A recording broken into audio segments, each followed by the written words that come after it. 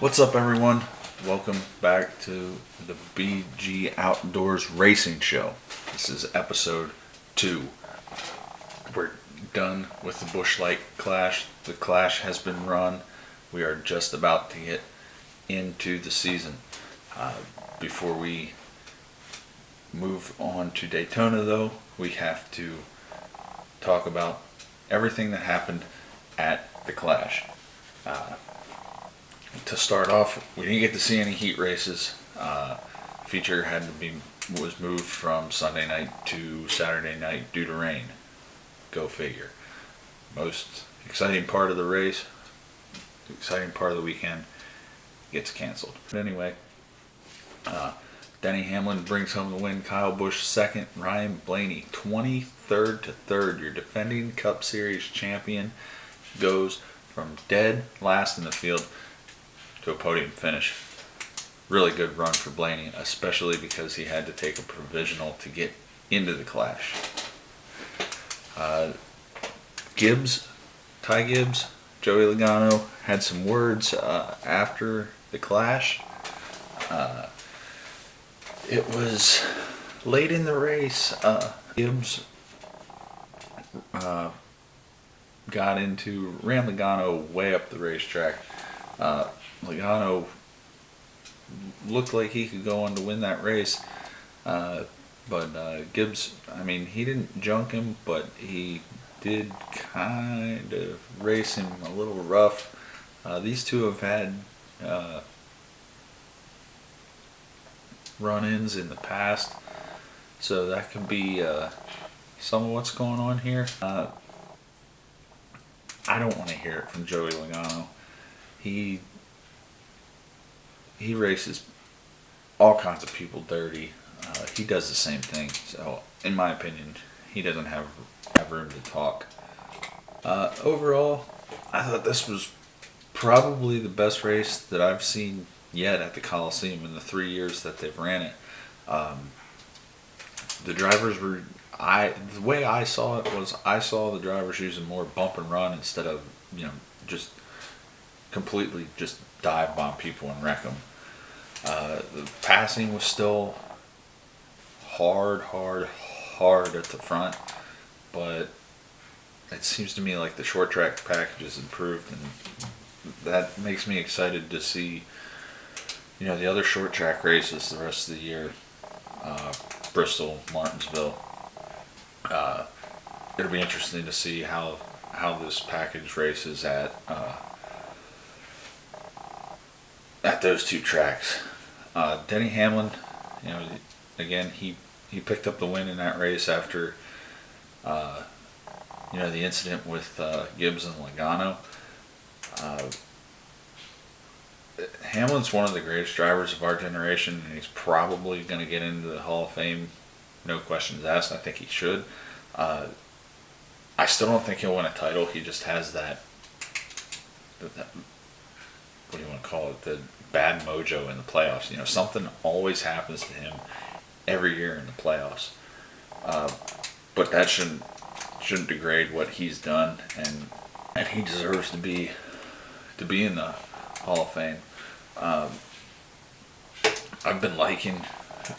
like the kind of black hat that he's been trying to wear. Apparently, he's going to stop using the line. The line was something along the lines of, I just beat your favorite driver. This started last year when he was getting a lot of boos, and he pulled it out again. Apparently his dad doesn't like him using the line, so he decided that he's going to stop using it. But I like Denny kind of being the villain. Sport needs it. With the way things have been going lately. In NASCAR, I think they need villains. They need drama. It's good. Drama's good for the sport. So with that, that's going to put a wrap on the Clash, and we're going to roll right into the Duels of the Daytona 500 preview. The BlueGreen Vacations Duels 1 and 2 are going to be at Daytona International Speedway Thursday, February 15th That's tomorrow night, starting at 7 Eastern on Fox. Be 60 laps each. The lineup for the duels is set by single car qualifying tonight, February 14th. Get your Valentine's Day stuff done, gentlemen, and tune into this race. That'll be tonight at 8:15 Eastern. 1 and 2 in qualifying will be locked into the front row of the 500. Then the duel results will set positions 3 through 40. So 1 and 2 are locked into the front row unless they have a problem in the duels. Keep that in mind when you're watching these for the strategy play. Another thing to keep in mind, Hendrick Motorsports has won 11 poles at Daytona. Very good at qualifying at Daytona. Then the Daytona 500 is 2:30 Eastern Time, Sunday, February 18th, 200 laps. Now, something to keep in mind, there is rain in the forecast for this weekend. Saturday is like a 90% chance, and Sunday is like a 70% chance. So the likelihood of getting this race in on Sunday, I don't think it looks good just from what I'm reading. I haven't looked at the forecast myself, but I've been following articles from Bob Pockers and his Twitter account. So yeah, so just keep that in mind. Keep watching out for this. Keep an eye on the schedule. See what happens there. Last year's winner, Ricky Stenhouse Jr. He was the 2023 winner. Denny Hamlin is the only active multi-time winner with 3 wins at the Daytona 500. Some people, I think that you need to watch the entire 23-11 team. With Hamlin being at the head of that team, I think they have set themselves up to do very well at super speedways, particularly Daytona. So Bubba Wallace, Tyler Reddick, and Denny, even though he's not, he's not driving for 2311, still a very good super speedway racer. 2 other guys to watch: Brad Keselowski, Joey Logano. If you've been watching NASCAR for a little bit, you'll remember 3-4 years ago when Keselowski was still at Penske.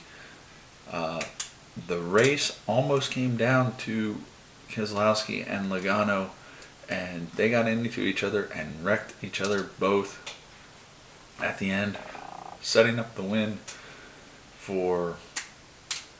Not going to come up with it. I believe that was the year that Michael McDowell won the 500. Look that up. Let me know in the comments. But yeah, Keselowski and Logano, both very good super speedway racers. Keep an eye on them. So with all that being said, it is time for the picks. My picks every week. I'm going to give who I think is going to win the race and somebody that I think is going to have a good race. This week, I'm taking Bad Brad Keselowski in the number 6 RFK car. I know Brad hasn't won any Daytona 500s. He once won. He's searching for it. But I think the way that RFK is coming on, this could be the year. This could be Brad's year to pull out that win. Now, for my dark horse, 7-time NASCAR Cup Series champion Jimmie Johnson. He is my dark horse. And yeah, that's kind of a weird dark horse, but Jimmy's not at Hendrick. Jimmy's at Legacy Motor Club. This is their first year with Toyota. Jimmy's won 2 races there. He's got 2 500 wins. You know, he's a 7-time Cup champion. You can't ever exactly bet against him. So he's going to be my dark horse. So winner Brad Keselowski, dark horse Jimmy Johnson. Now, every week I'm going to pose a question to you, the fan, the watcher, and I'd like to hear what you think about it. Every year, NASCAR, at the end of each season, NASCAR hands out a Rookie of the Year award. I believe it's still the Sunoco Rookie of the Year award. So, my question to you, the fan, who wins the Rookie of the Year this year?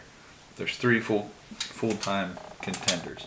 You have Josh Berry driving the number 4 car for Stewart-Haas Racing.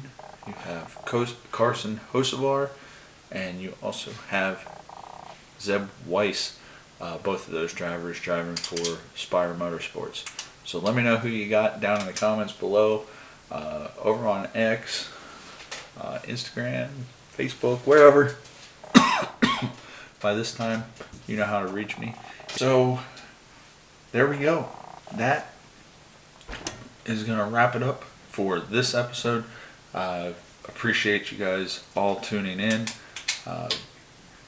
Engage with us over on social media, and we'll be back next week with our Daytona 500 recap. So thanks for watching. We'll see you next time.